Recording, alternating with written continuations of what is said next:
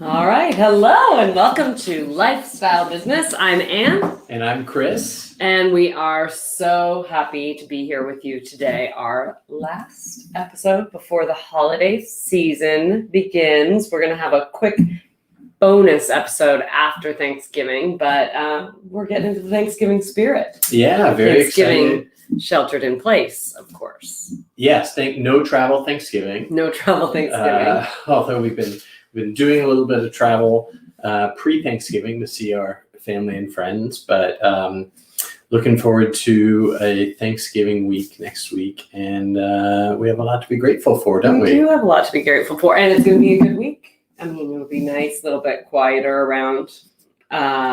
I'm sure everyone's been reading up on the safest way to have Thanksgiving. You know, the Dr. Fauci piece today in the New York Times, he said, test and party. Test and party. No, he said, you know, it's interesting. It's not, it's impossible to mitigate and eliminate all risk, but, and obviously you want to minimize large gatherings, but he did put some credence behind, if you are getting together with a group of people, you know, do a test. There are tests available. In fact, that Y Combinator company has a home testing kit. Yeah, $50. And Pfizer and what's the other company? Moderna announced 95% efficacy on their vaccines. When are we getting those? Come on.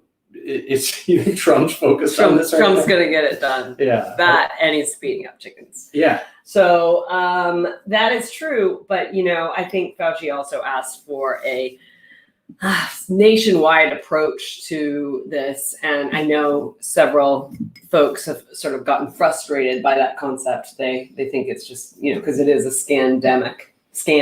Remember? We learned that. It's so ridiculous. Early on. Ridiculous. But what was interesting, he was calling for sort of a nationwide, and I think that is important exactly because of your test and party comment. I don't think any of us actually know whether or not what the actual protocols for test and party would actually be. And so if you had sort of like scientists dictating what the best and most safest approaches would be, then it would be a lot easier. For example, let's say you went on an airplane and you were exposed to the virus, and then the next day you tested and partied, but the virus hadn't shown up. I don't actually know if that means that you're just asymptomatic, or if you've tested negative that you can't actually pass. I mean, it's just, there's a lot of morass of details. Or you take the test and then you get the results 2 days later, but actually the virus has shown up in your system. It's just very complicated. And so it is sort of true that maybe a consistent message that we could follow and protocol would be not so bad.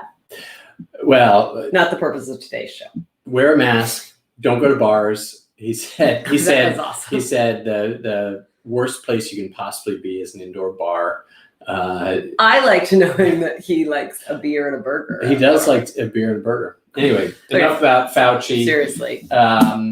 Do you want to do our gratitude exercise? Oh, yeah. We decided for this week's broadcast in advance of Thanksgiving, we're going to share 5 things that we're each grateful for, since we won't be doing a Thanksgiving episode, since a week from today is Thanksgiving. 5 things, just 5. Who wants to go first? I've got 5. How many do you have?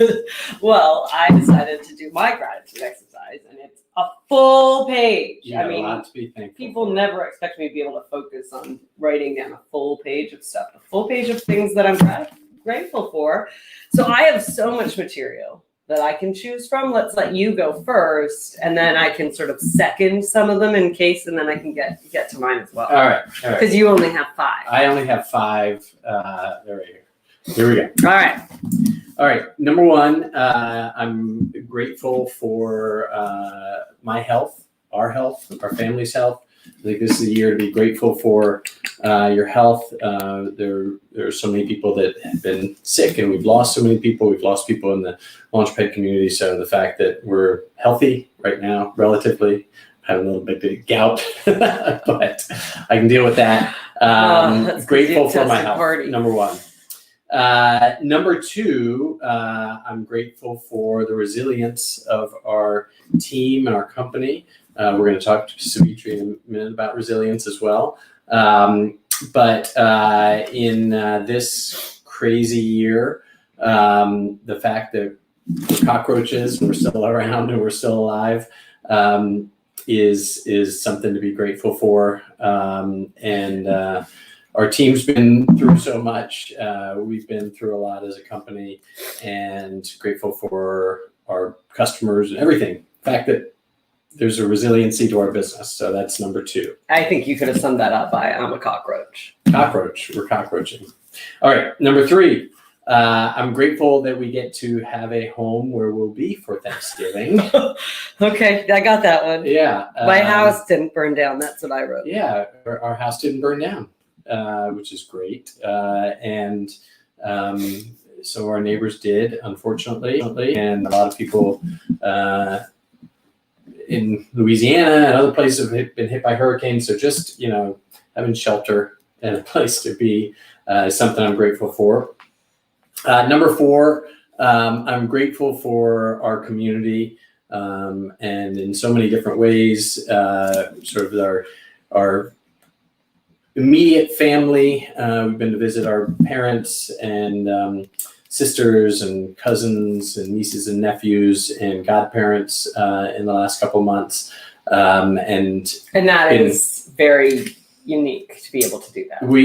Been able to take some risks, take some precautions, travel. We evacuated from home, so we sort of were forced to. While we were evacuating, we had our community here in Healdsburg take us in. We stayed with people while we couldn't be at home, Zach and Mandy. And we've had an amazing year with our really good friends here in Healdsburg, and have been here a couple of years, but really feel part of the community here this year. So I get to check out off my pod. Okay, our pod. Grateful for you, pod. And then number one, I'm grateful for our family. Aww. I'm grateful for you, Anne. I'm grateful for our daughter, Harper. And that's the most important thing in my life. And so something that we'll be thinking about and very grateful for next week during Thanksgiving. Well, that's very nice. Those are my five. Good. I crossed over on a lot, so I don't have that many. But I'm going to start with, after spending every moment together for this year, I mean, really always, that when we were hanging out recently, we were talking about how Harper is really the only person in the world who wants to spend all their time with me. And you said, actually, no, I like spending all my time with you too. And that was very nice. So I'm grateful that you still like hanging out with me. I am also grateful that we did get to see family, and I recognize that that's not easy. So it's like, make the best of it. We were out of our home. It didn't burn down, so that's good. But, that kind of forced us to get out. And so as a result, we were able to make that happen, including a 2-week quarantine in Canada, which was really good because honestly, we didn't think we thought it would be another year or so before we saw my family. So that was I'm very grateful to that. The third thing is I'm grateful that we have a 2-year-old. First of all, I'm grateful for Harper, but that she's 2. And so she has taught us that we should be taking a step back and keeping everything in perspective and not worrying so much about the fact that we're on the business is kind of struggling, and everybody's struggling. And so she's sort of saying like, let's keep it all in perspective and have some fun, because she's only going to be 2. She's still going to be going to school someday soon. And so it's like been good to help us really have perspective. Soon. Maybe never. And it is interesting because that changed my mentality around a lot of things. So that I'm grateful for her in terms of a shift in my perspective. I'm grateful for Dio. Who's our VP of operations, because she showed up just at the right time and has been really helping us steer the ship during this time and working with us and sticking with us. And I know that our communities are very grateful to have Dio back. I think, and then just you didn't say it, so I'll add it, and then I have an extra, which is I'm grateful that Joe Biden is president. Was going to be president.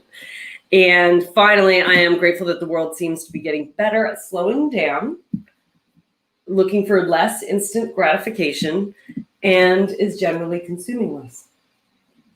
Good. All I think right. it's kind of nice. Yeah. Oxygen, we can breathe. Yeah. That's my gratefulness. Okay. Also, Bubble Guppies and Pete the Cat, but no. Let's move on. Grateful for those. Let's move on to the meat and Harper. potatoes. So coming up, we're going to welcome to us before we get into our member magic. You want to do member magic first? I am. Okay. I'm just going to tell people who we're going to be talking to so they can stick around after All right. member magic. We are going to be welcoming Sevetri Wilson. She is the founder and CEO of technology startup Resilia, a startup that we ourselves have used.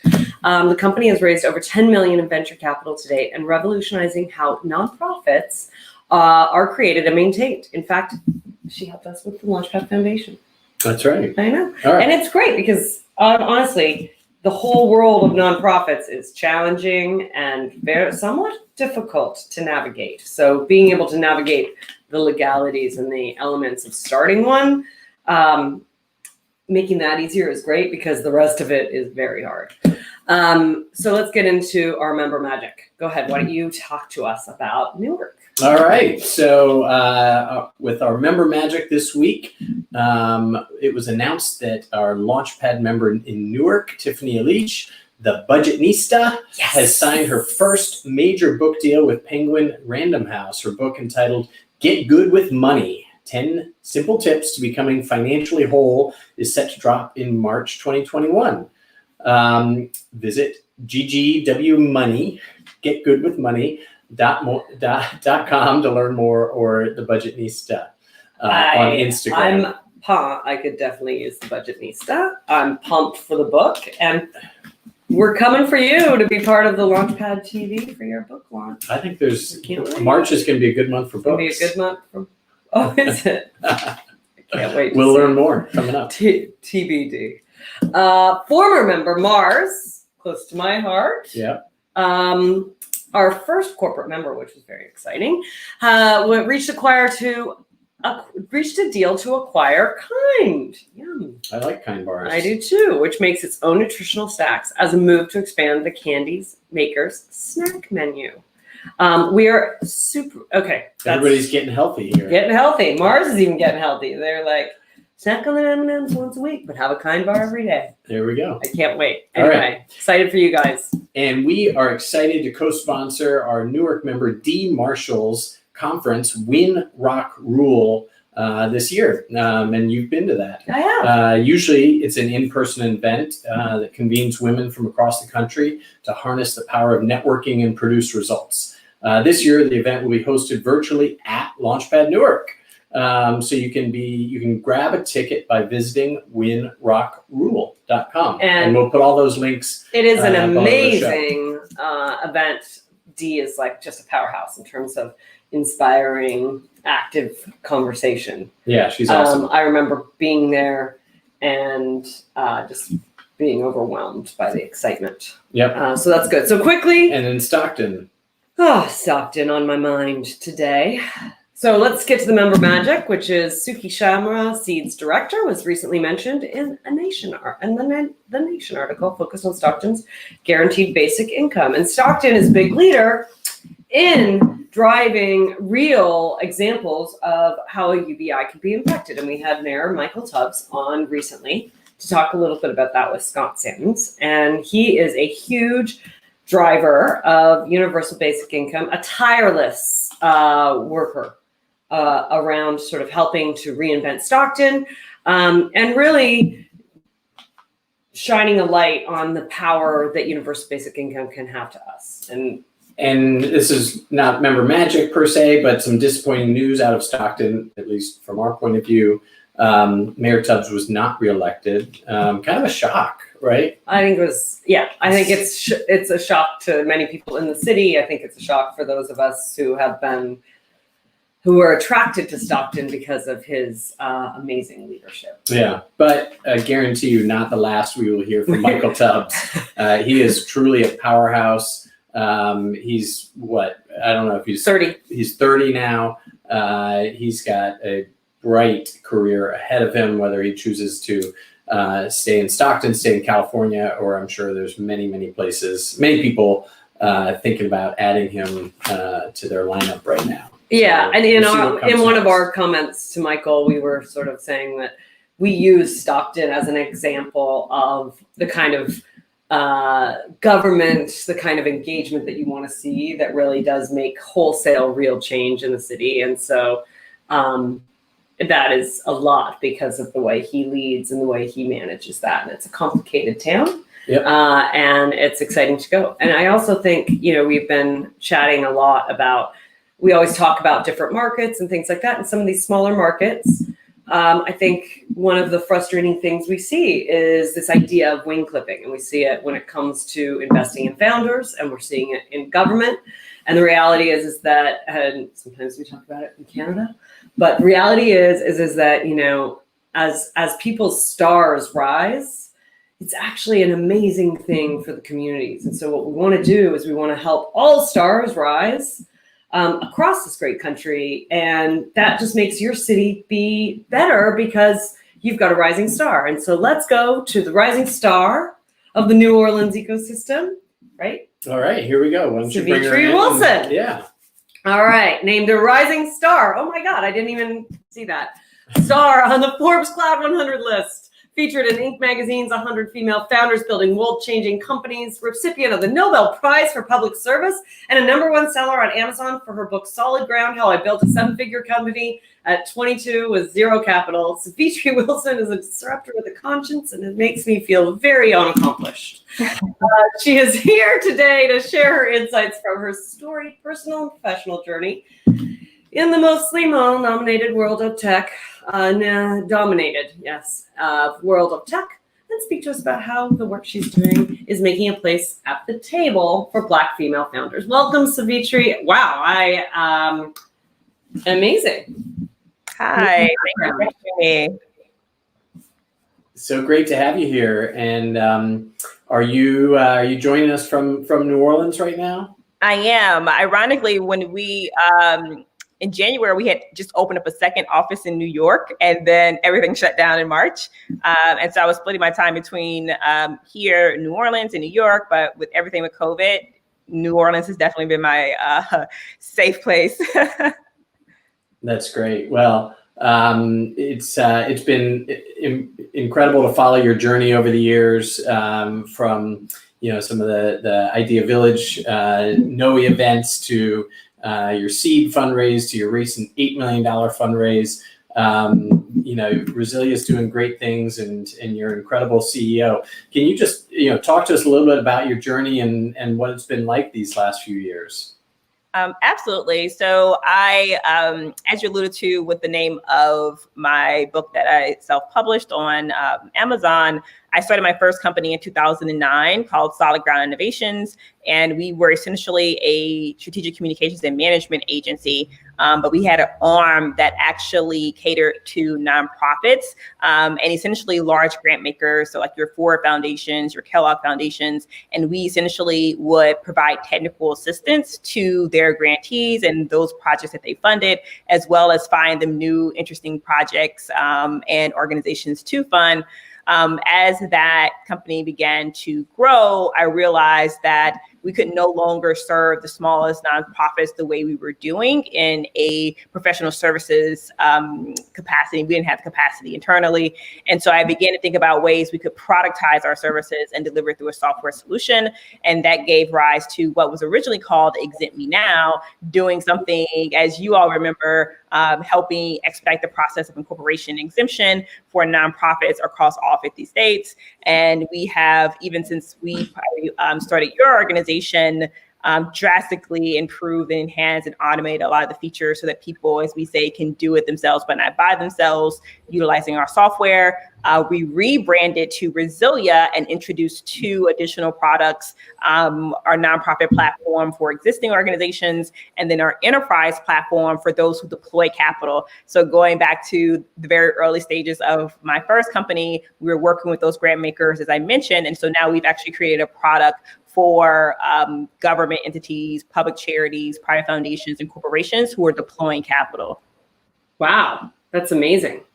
One of the big questions that often comes with these sort of large organizations is they often take time to sort of come around to different ideas. And I mean, in software, we often talk about enterprise level sales, and that takes a long time.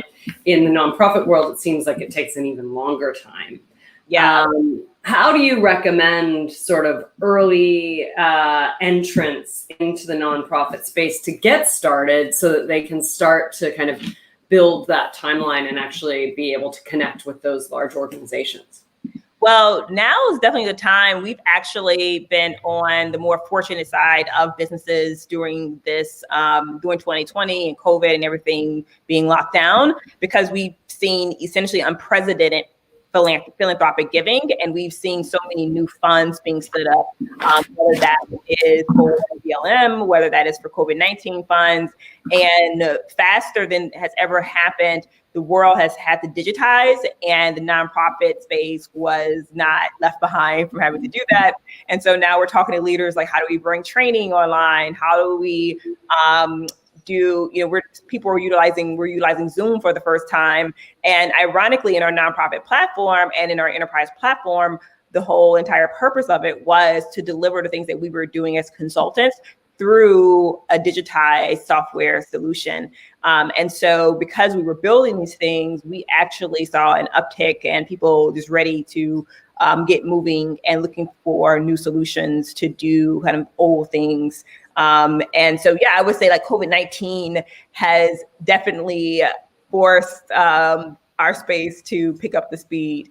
But for those who are entering and finding like difficulty or challenges, it's always about like how you navigate and who are the individuals that you're targeting, because there are a number of people within inside of all organizations, but as the same that can be said with business, it's, who are the decision makers and what do they see? Are they forward-thinking leaders, which I feel that the philanthropic space is changing drastically. And I feel like what we previously felt the philanthropic space to be very antiquated and dated, with generally endowments after people have died and they, give out X percentages every year. Now we're in the world of billionaire pledges where Mackenzie Scott just gave away $1.6 billion in 6 months, right? And so we're in a different world of philanthropy than when we were even like 5 years ago, to be honest. Sevetri, I'm interested. Obviously, you're in the startup world and you've been building businesses, but your focus is in the nonprofit space, and like you said, sort of the digitization and bringing the formation and compliance and everything about managing a nonprofit into sort of the digital age. One of the things that's a natural inclination in sort of the startup ecosystem is I'm going to form a for-profit because I'm going to build a great business, make a lot of money, sell it to Google and, that kind of thing. But there's we recently formed our nonprofit that we talked about earlier, Launchpad Foundation, using Resilia. And it's an important arm to our business because there are strategic advantages to being a 501c3, right? And, donations into the organization are tax deductible for the donors right off the bat. We understand, how nonprofits work.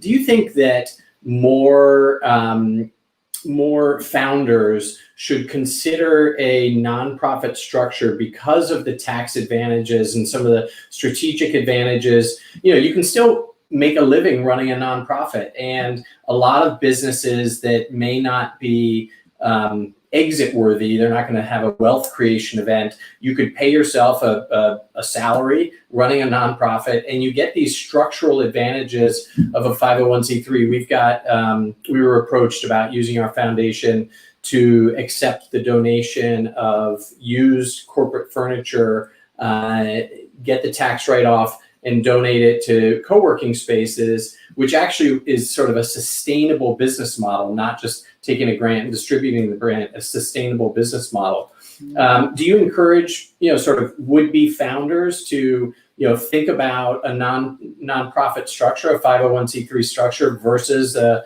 LLC or, other types of sort of capital formation structures? Yeah, I think that it always kind of goes along the lines of like, what is the intent of the business? I feel that now more than ever, we have individuals who are really what we consider like social entrepreneurs, right? And so a lot of the work that they're doing and the kind of work that the products that they're selling and services they were selling, they would probably do a lot better if they were a nonprofit and would take that same innovation, that same storytelling, and actually pitch it to philanthropists and organizations who would make donations. And it was interesting because when we were starting out, I think now there's just like a whole new world for nonprofit technology. But I remember when we first started out, I was like, oh, it would probably be easier for me to raise money as a nonprofit because philanthropists are like, oh, at this time in my life, I don't want to make more investments to make more money. I want to give away all my money because this is what I want my legacy to be. And so there's like this sentiment in the ecosystem is like, why don't you invest that money in these companies? They're like, no. I don't want to make any more money. My goals are now to give away my money. And so there are a lot of opportunities for social entrepreneurs to start nonprofits to access this capital and still ultimately have the end result, right, of what they're seeking to do. And the other side to that is similar to you. I'm seeing more and more for-profits who are creating nonprofit arms. And even like we recently started a fund. They started a foundation because they wanted to essentially raise capital, which they secured a pretty substantial grant from Kellogg to offer training to women founders, right? And so like, oh, how do we increase this pipeline? We obviously can't do it through a fund, but Kellogg said, well, if you start a foundation, a nonprofit, we'll fund it for you to train the next generation of female founders. And so more and more, I'm also seeing for-profits actually start a nonprofit arm to be able to have all these other benefits, as well as utilize it as a more charitable arm to do different things they generally wouldn't be able to access certain capital for, or certain benefits or tax exempt benefits that they will receive if they had a nonprofit.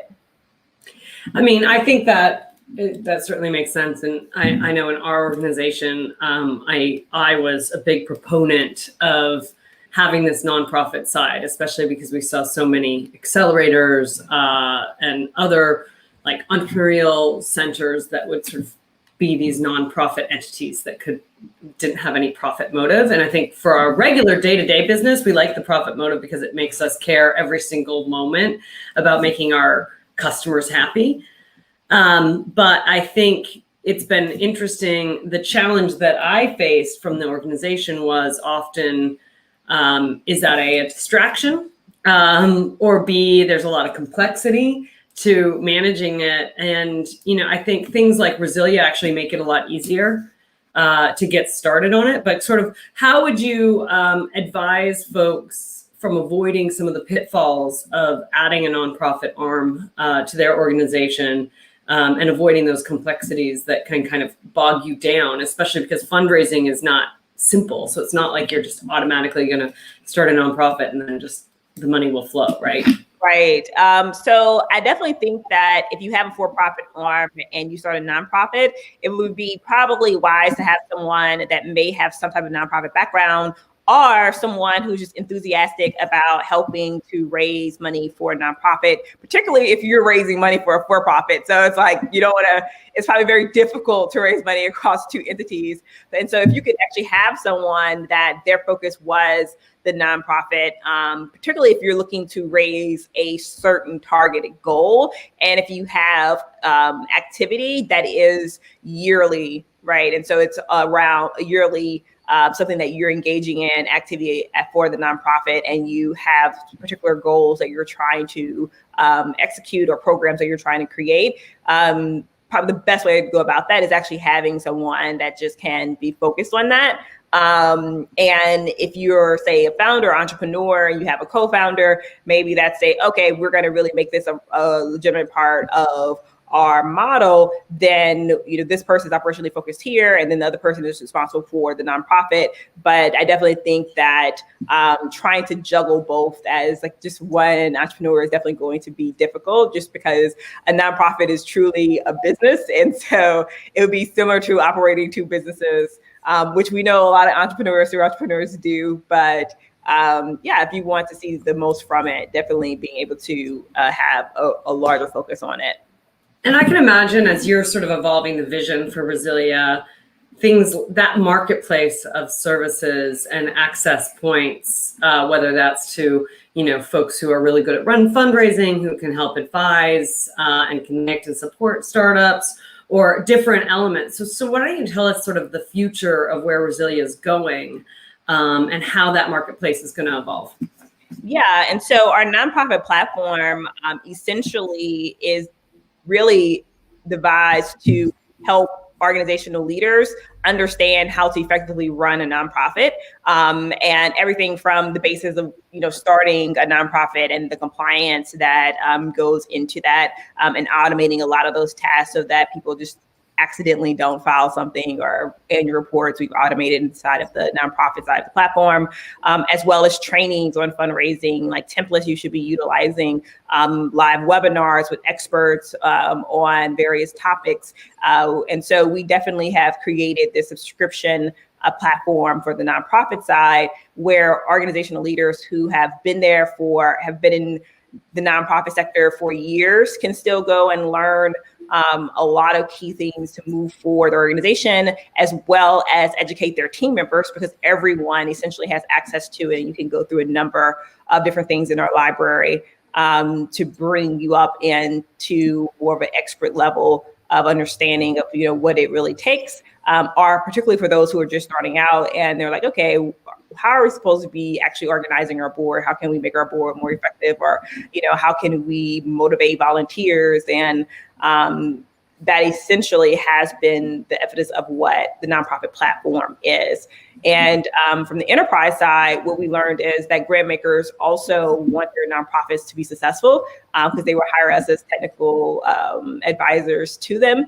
And so our enterprise platform connects to the nonprofit platform. And so if you are a Ford Foundation or Oxfam America, who's one of our clients, or United Way, they essentially issue nonprofit seats to all of their grantees.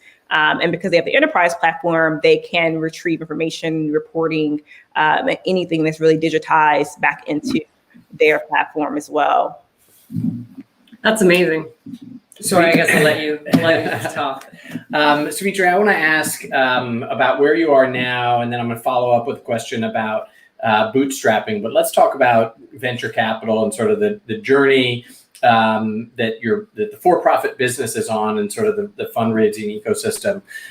You've recently raised your Series A round, an $8 million round, which is awesome. And congratulations. I know what that does is it just, sets the goalpost. So congrats on, where you're going, not congrats just on that accomplishment, but it is an amazing accomplishment. We also have a member in Newark, Ashley Edwards of MindRight, who has also raised $1 million. I don't know if this data is up to date, but I know that sort of makes you two of, like, last I saw, 20 African American women as CEO of companies who've raised more than $1 million. Let's talk about sort of access to venture capital. Where do you think things are? There's been a lot of focus, over this year, like you said, with the, Black Lives Matter movement, and more venture capitalists understanding the need for diversity, within their own ranks. A lot of VCs look more like me, and that's something that's got to change. We're on a journey, and where do you think we are, and how fast are things changing as far as, venture capital access for underrepresented founders, for women and people of color? Yeah, I think that for me, my journey has definitely been a roller coaster. when I started my first company, we bootstrapped it. And so when I went out to actually raise capital, I had an MVP, a minimum viable product. We had some customers on our platform. But what I realized really soon was that I didn't have the VC network. I had a business network, but I didn't have the right network that I needed to raise capital. And so that set me out on this path, trying to fly from West Coast, East Coast, trying to meet investors. And my friend Sherelle always says, you are like the antithesis to what a tech founder would look like, right? So I'm Black, I'm a female, I'm from the South, which if you're not from the South, you don't understand how that could be actually a nudge against you. And so I think that these things are something that I knew would be difficult or challenging, but I didn't know how difficult it would be. And I, read some of the articles and I was immediately like, okay, now I see what people are talking about. Like, people are definitely pattern matching. And they're like, oh, this Mark Zuckerberg looking guy walks through the door and he immediately, is funded with much less than we had when we were pitching. And I do think that there is a cycle of pattern matching that essentially is ingrained throughout the VC community, in which this year with Black Lives Matter is seeking to disrupt that. I was on a call yesterday with someone from Blackstone, and they're trying to be more intentional about how do we start creating a pipeline. They're so much later stage, but they're like, how can we get connected to ecosystems that generally have access to diverse communities so that we can support those communities, so that by the time a founder can get to Blackstone, there's a pipeline that has been created. And so I think there's that issue, just not the networks not being there, the pipelines of which impacts the pipeline in itself. And I definitely felt that for sure as a founder early on. And so I raised a pre-seed round originally of $400,000. And that was fairly easy, which most Black founders probably would not say that, depending on where they're raising capital from. But again, because I had started a business, I had access to a business community. And so I was able to raise $400,000 essentially for people who had worked with me in my other business and felt that, yeah, you probably could do something again, right? You might be successful, so I'll write you a check. And they could probably afford to lose it, right? So I raised $400,000 in a pre-seed round. And so when I went out to raise my seed round, I was like, okay, I got my deck, we have even more traction. And I basically kept getting knocked down left and right.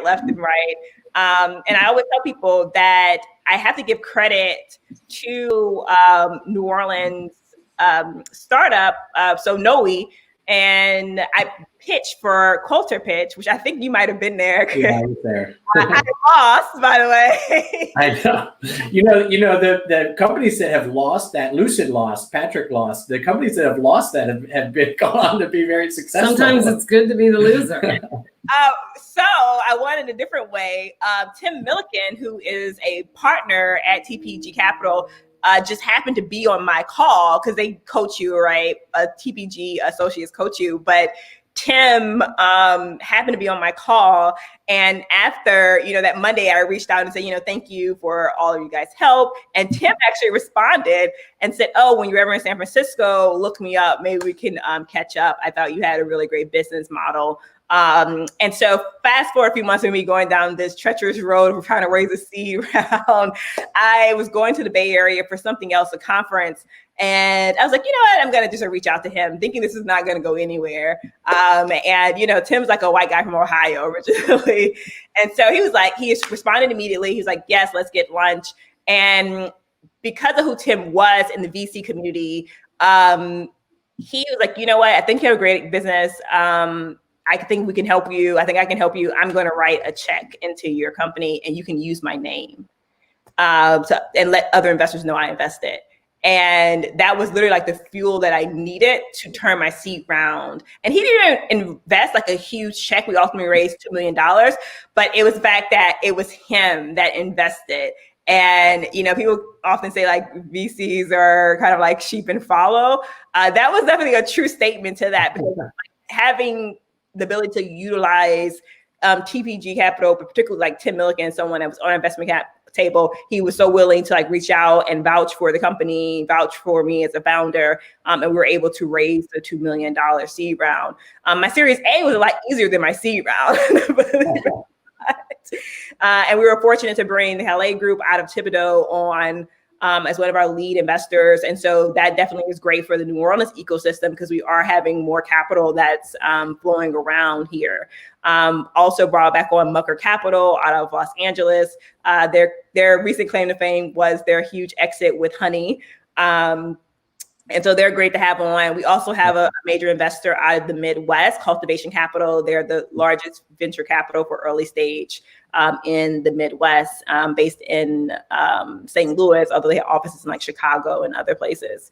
And so, yes, definitely ups and downs of raising capital. Definitely no blueprint that I was able to follow, but here we are. That's amazing. Well, you're a wonderful trailblazer and setting a great example. Okay. So let's back up now. We're talking about raising venture capital and raising your recent round. Let's back up to the beginning because you're also you put yourself out there in a lot of ways. In fact, you've written one book, and my understanding is you've got another book coming out in March. Yeah. So I know. Tiff, I saw you mentioned Tiff. I know Tiff very well. One of her partner, ironically, is in New Orleans right now, Jabril. That's great. Like got her down the Budgetista pathway and started doing her ads and making her a believer to productize her wealth of knowledge in the finance space. And so I actually am not with Pink. She's with Penguin, I believe, or Random House, which I think acquired Penguin. But I am publishing my second book in March with Wiley, which I'm excited about because a few of my favorite SaaS authors from Jason Limpkin over at SaaStr and Mark Roberge, the first CMO of HubSpot, also are published with Wiley. And so essentially, I'm talking more about my journey, right, as an entrepreneur, and then my journey raising capital. And so a lot different from Solid Ground, which is focused on just being a very young, wide-eyed, 20-something-year-old starting my first business. That's awesome. Well, we look forward to that coming out in March, and maybe we'll have you back on the show to talk about that. Go ahead. I feel like I interrupted you on a question you had. No, go right ahead. Just drop in. No, not at all. Great. Sorry, I didn't expect you to throw it back to me. So there we go. Well, why don't you? I love what you guys are doing, and I love the fact that you're making nonprofits accessible. And I think it is. I mean, we've been dipping our toe in the water, and it is a very challenging environment to navigate. It's different, right? I mean, but yet at the same time, we were talking about this last week, which is something that we all can benefit from is actually when you think about being a nonprofit, and I'd like you to validate, but also provide some sort of perspective for those burgeoning nonprofits out there, which is it actually does come down to understanding who your customer is. And sometimes we get stuck in, when you're pitching a VC, you have to think about what the VC box you need to fit into. When you're pitching your customer, you have to think about what their actual needs are. And then when you're pitching in your nonprofit world, you have to think about that. And I think we often get stuck into whatever our paradigm might be. Yeah. So, help us understand, and sort of those who are thinking about navigating the world of starting a nonprofit, how to put that customer-centric hat on when you're actually going in fundraising. Because I think that fundraising exercise is just different than acquiring customers. It's different than raising money in the VC world. So just give us a few tips there that people can kind of take and asking for a friend, right? Asking for a friend. But one thing that is the same as raising capital that doesn't change in the philanthropy space is relationships. And so that is one thing that is uniform, I think, across the board when it comes to raising or fundraising for money. And But I do think that there are certain other elements that come into play for a nonprofit. And something that I was talking about recently was being able to clearly tell, so much like startup, like telling your story, but also showing information and data and reporting the way that funders want to receive it. And so Right. I do think that although much different way they want to receive it, like proposals or packaging things that align to their end objective, right? So understanding the end objective are goals and missions of that philanthropic organization that is funding or that grant or whatever award it is, and being able to like nail it, but also communicating through proposals, et cetera, the way that funders want to receive it. And so I think that similar to how you're pitching, right? If you're first starting up, you're like, oh, keep your deck this short and don't put all this stuff on one slide. And so it's very similar to the nonprofit space, but very tailored to how they want to receive it. And more academic in many instances, if you're talking about like the Gates Foundation. And so you really have to like hone in on who is the individual that essentially is going to be reading a proposal, who's going to be receiving it, and understanding like who the committee who reviews it, right? Who sits on that community, and understanding like their backgrounds. And so I do feel that there are definitely some tricks and tidbits that can help push forward one organization over the next, but definitely a different method of going about it, but some of the same like theory that you would put into raising capital from as a startup as well. Great. All right. Well, I've got a quick hit question for you, and then we'll wrap up. We're really grateful for you joining us today. So Mayor Cantrell recently announced that we won't be parading during Mardi Gras. We were at Mardi Gras, the Mardi Gras weekend, sort of as the world was shutting.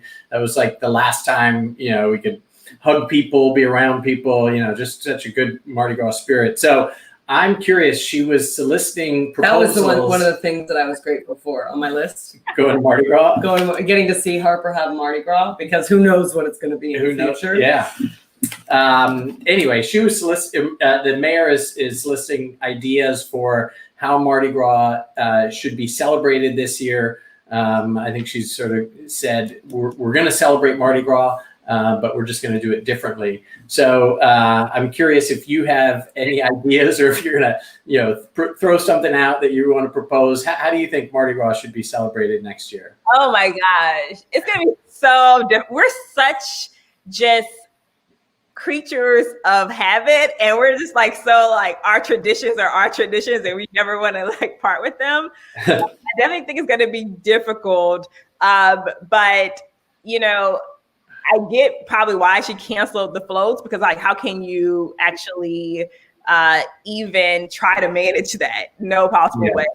But I do think that what I think Mardi Gras is going to be like this year is going to be like very much so, hopefully the weather is great or decent, where people can have their normal like Mardi Gras activities at their own homes, and with few friends, and try to do something festive with inside of their own space, versus like piling out at a ball, which I think balls are still happening, but it's like social distance, I believe, but no flows, etc. So I do think it's be more of like people in their own space, and potentially, I stay in Lord Garden District, so there's like a little park across the street from me. And so I'm trying to think about like, how can I invite a couple friends over and just like be more festive in my own controlled environment?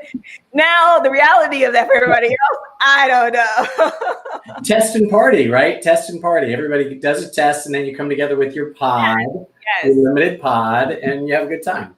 Well, my sister's at Baylor Medical in Dallas, and their doctor just told them that the healthcare workers there, including herself, will have access to a vaccine in December. So they'll be able to start taking it in December. So you never know, maybe, that would be awesome. A vaccine, but early February, I don't think I'll be doing too much for Mardi Gras, just because it's such a risk. It's like, I should count my luck for being at Mardi Gras last year and not, getting us too. Wow, it's good we left on Saturday. I know. You asked me that question yesterday, and I just went, "Oh no, it's canceled." Yeah, I thought it was getting canceled as well. Because I'm good. I didn't want to play along. I was a bad sport, but I have an idea. All right. Then So my idea is better. My idea would be because you know how we've watched Mardi Gras parades in the past, Mm-hmm. and literally, it is the worst. It's just the worst production. Whoever does it, right? Like I don't know what they do, but it's like I got out there with my camera and they're half in the bag doing the Mardi Gras parade. But wouldn't it be great over just the last Mardi Gras weekend if they created a place that they could actually allow people to parade without throws, without people? They just did a proper video production. TV crews, and broadcast that all over the world with bands and all kinds of things. You could do it in Superdome, and people could still participate socially distanced in a parade. And you take like the highlights of all of the floats, because they would never want to parade together, but just do that for Mardi Gras Day, and everybody just celebrates Mardi Gras Day around the world. And we have, just like we're having football games, we have virtual parade. Yeah. I'm with you. That's kind of where I was going. I think that Mardi Gras is such a unique cultural experience, and obviously being in New Orleans or other parts of the world that celebrate Mardi Gras, and other cities around the world that celebrate it, but nowhere like New Orleans. But this is a great year. Everybody needs a little Mardi Gras, right? It's such a sense of community. It's such a time when people, come out of their homes, get to know their neighbors, spend time, have a little fun, let down their hair. I think it's a year for broadcasting that to the world, right? And we're all getting familiar with, Zoom and platforms like this. Put some resources into, putting on an incredible virtual concert. Music is part of Mardi Gras. Maybe there's a way to, in New Orleans, create a big virtual concert, do something that is on a global scale, broadcast out of New Orleans. I think the mayor could put some resources behind that, do it in a safe way. And, the world needs a little Mardi Gras this next year, even if it's different. And hopefully shortly thereafter, vaccine, testing. Vaccine it up. Things are gonna start to get better. Yeah, I definitely was like early on, I was like, oh, there's no way there's going to be a Mardi Gras. And so when I saw like, oh, we'll have a Mardi Gras, but it'd be different, I was like, big risk. Yeah. But I like the idea of broadcasting it. When I was younger, we used to go to Zulu, and then we used to come home. We actually used to watch Rex on the TV. And so it was pretty cool. That's something that I remember even as a child, like just watching Rex. And because you're inside, right, watching from a TV, you get to see like everything and all the costumes, and you don't miss anything. Right. That's what you were referring to when we brought our daughter Harper to Mardi Gras this year. She had so much fun. She was catching all the beats and everything. Rather than putting on, like Bubble Guppies or Pete the Cat or a show on the iPad, we literally would pull up old Mardi Gras parades, and she would watch those on YouTube, and she loved it. So, we should probably bring that up. Yeah. All right. We'll at least be watching YouTubes of past parades this year. Yeah, actually. That's true. Yeah. All right. Well, Sevetri, it was so nice to have you.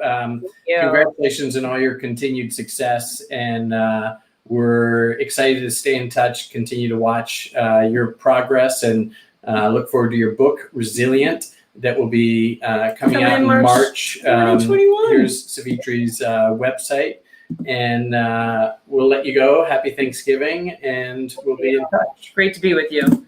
All right. After Thanksgiving, for our last show of 2020, our friend, and somebody who has worked with us several times around ecosystem building and activation, Andrew Berkowitz, will be joining us from DC. Yeah. He is a newly named media fellow at the Milken Institute. and a managing partner at Zwilla Media. He's going to be here to share a secret sauce on how to build podcast brands from scratch and convert them into meaningful commercial business. I could use Maybe some we'll get tips some tips myself. Asking for a friend. Asking for a friend. But join us with Andrew. He is a great leader, a great speaker, and honestly, he has really a track record of getting his podcast into #1 slots on the Apple Podcast Network. So, all right. Well, looking forward to Andrew in 2 weeks. I wanted to offer one more gratitude before we wrap up here. We're super grateful for the whole team behind Lifestyle Business and Launchpad TV. Dio and Scott, who help us with the booking this season and the last few seasons, and in particular Ariel Behringer, who is the production force behind the show and helps us get it together every she's week. our Gelman. Thank you, Ariel. And with that, hope everybody has a wonderful and a safe and a healthy Thanksgiving.